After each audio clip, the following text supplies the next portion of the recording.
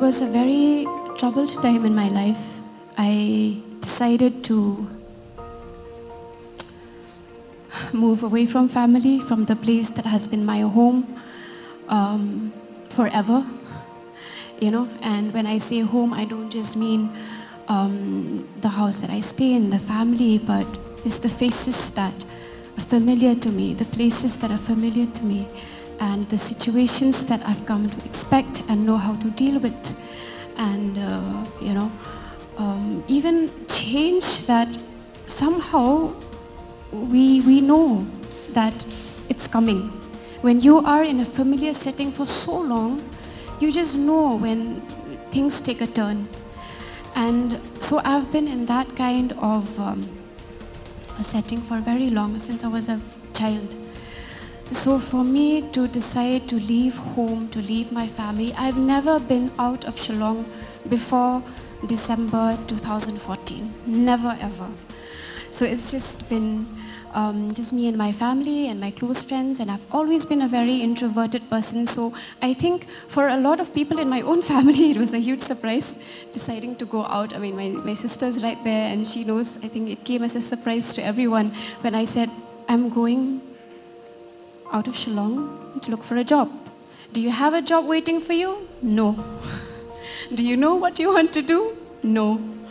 And but yeah, I went to this place. I knew that there was going to be a few close, a group of people that I trust, and I think that was my safe space then. So, and I think sometimes when we talk about safe spaces, I think we think about creating safe spaces and go looking for safe spaces. But sometimes, I'm telling you, safe spaces find you. And they come to you in the form of people. They will come to you in the form of a passion that you really love to do. It could be whatever. It could be writing, it could be music, it could be going out with people, it could be out just exploring nature, whatever it is. Safe spaces find you sometimes, right? But it's just about you being in tune with what you want to just leave your imprints behind. So I think it's also your gut telling you what you want to do in life. Because sometimes I feel like we are so influenced by what the world tells us to do with what we have. But I think sometimes we need that time of reflection and just think, why do I have the hands that I have? Why do I have this mind? Why are these thoughts my thoughts? And how do you just not make that your own story, but a story that can impact someone else, that can inspire someone else. So it's not, and safe spaces should not just be about you feeling safe. It should be about making other people feel safe. Your safe spaces should not be a trap for someone else to feel like, they owe you something.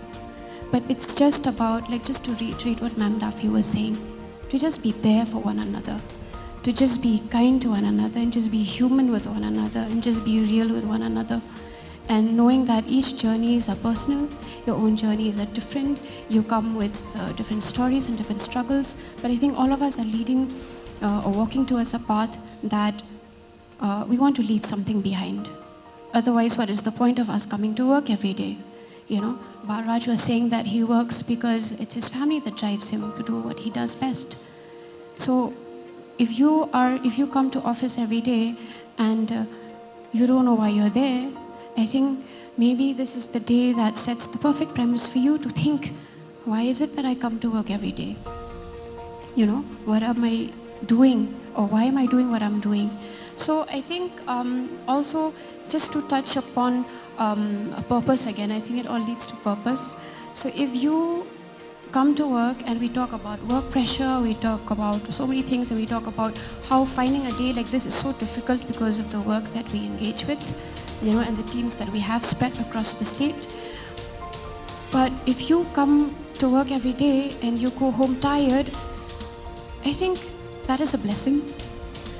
Go home tired but not defeated, and you wake up every morning inspired, knowing what you're looking forward to, but also just be ready for change. And I think for me, moving out of Shillong and going to that new place, meeting new people, a new environment, just stepping out directly from home where I'm so familiar to a corporate culture where I had no one to turn to because they didn't relate to me in terms of the language that I speak, in terms of the way I dress, in the terms of the food that I eat.